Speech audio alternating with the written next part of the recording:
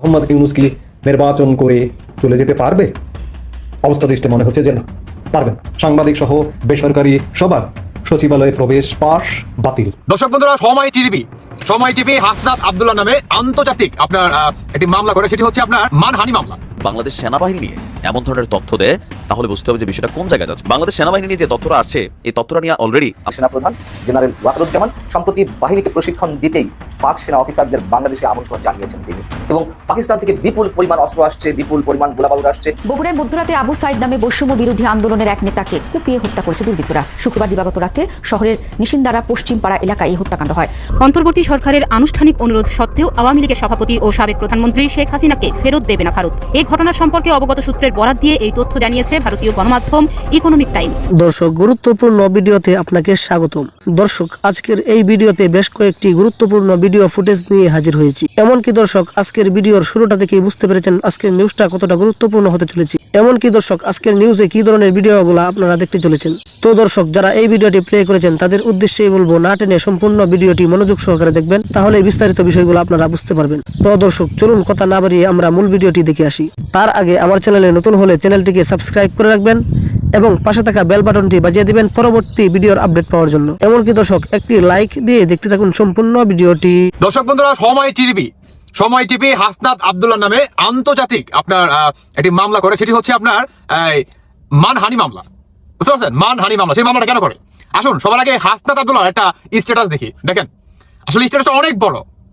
যখন নাকি আন্তর্জাতিক আপনার মানহানি মামলা করে হাসনাত আব্দুল্লাহ নামে, ঠিক তখন হাসনাত আব্দুল্লাহ বলতেছে যে এটা আমার নামে ষড়যন্ত্র এবং আমি এটার জন্য খুবই লজ্জিত এবং আমি এটার জন্য সরি বলতেছি, আমার এই কাজটা করা ঠিক হয় নাই। তো হঠাৎ করে হাসনাত আব্দুল্লাহ কেন ক্ষমা চাইলেন সময় টেলিভিশনের কাছে, এবং সময় টেলিভিশনই কিংবা হাসনাত আব্দুল্লাহ নামে কেন মানহানির আন্তর্জাতিক মামলা করলেন?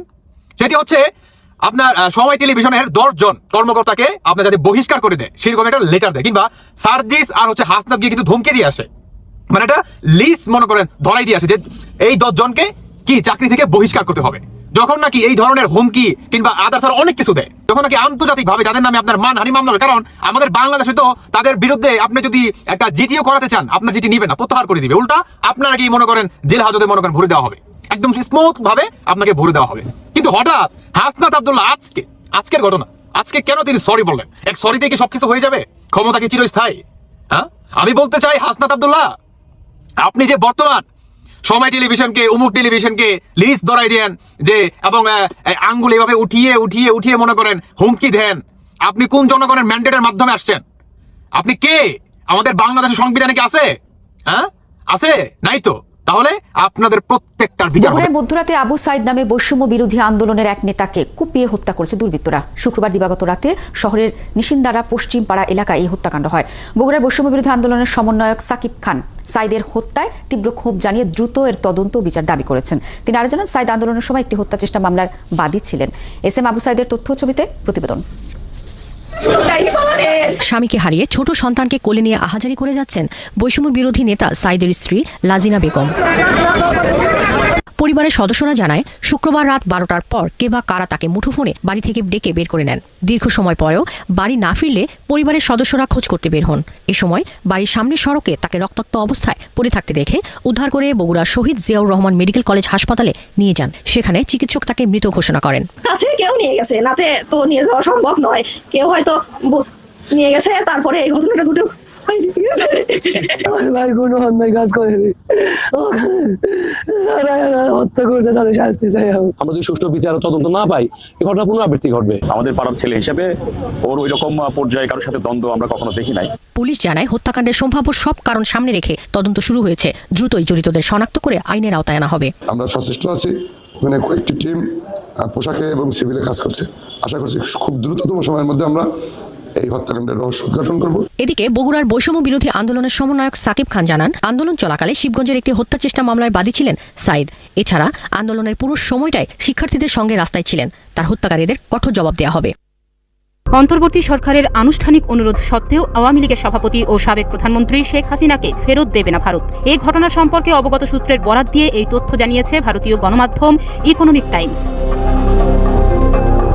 সংবাদ মাধ্যমটি জানায় ভারত তার ঘনিষ্ঠ মিত্র শেখ হাসিনাকে বিসর্জন দেবে না। ভূ রাজনৈতিক কারণ বিবেচনায় তারা শেখ হাসিনাকে ফেরত দেবে না। ভারত মনে করে এই প্রত্যর্পণে রাজি হলে প্রতিবেশী মিত্রদের কাছে ভুল বার্তা পৌঁছাবে। উচ্চ পর্যায়ের সূত্রের বরাত দিয়ে পত্রিকাটি বলেছে, বাংলাদেশের বর্তমান ডক্টর মোহাম্মদ ইউনূস সরকারের চাপ থাকা সত্ত্বেও এ বিষয়ে দ্রুত কোনো সিদ্ধান্ত নেবে না ভারত। অনুরোধটি তারা সতর্কতার সঙ্গে পর্যালোচনা করবে এবং এতে কয়েক মাস সময় লেগে যেতে পারে। প্রতিবেদনে উল্লেখ করা হয়েছে, শেখ হাসিনা ভারতের স্বার্থ রক্ষা করেছেন, উগ্রপন্থীদের বিরুদ্ধে ব্যবস্থা নিয়েছেন এবং ভারতের সঙ্গে আঞ্চলিক সহযোগিতা বাড়িয়েছেন। এই বিবেচনায় পর্যালোচনায় সময় নেবেন তারা। তাছাড়া ভারত বাংলাদেশ প্রত্যর্পণ চুক্তি অনুযায়ী রাজনৈতিক ধরনের অনুরোধগুলো কার্যকর করার সুযোগও নেই। সূত্রগুলো মনে করে বর্তমান পরিস্থিতিতে যদি শেখ হাসিনা বাংলাদেশে ফেরেন তাহলে তার জন্য একটি অনিশ্চিত ও ঝুঁকিপূর্ণ পরিস্থিতি তৈরি হতে পারে, যার কারণে রাজনৈতিক বিশ্লেষকদের মতে ইস্যুটি জটিল এবং সময় সাপেক্ষ বলে বিবেচিত হচ্ছে। ভারত দাবি করছে দেশটির অতিথি গ্রহণের ক্ষেত্রে একটি দীর্ঘ ঐতিহ্য রয়েছে, যার মধ্যে তিব্বতী বৌদ্ধদের আধ্যাত্মিক নেতা দালাই লামাও অন্তর্ভুক্ত। তাছাড়া ভারতে শেখ হাসিনার নির্বাসন এটি প্রথমবার নয়। 1975 সালে তার পিতা হত্যার পর তিনি এখানে নির্বাসিত ছিলেন। রাজনৈতিক পর্যবেক্ষকরা বলছেন, পুনরায় রাজনৈতিক কর্মকাণ্ডে ফেরার চেষ্টায় থাকা আওয়ামী লীগের মনোবল বাড়াবে ভারতে শেখ হাসিনা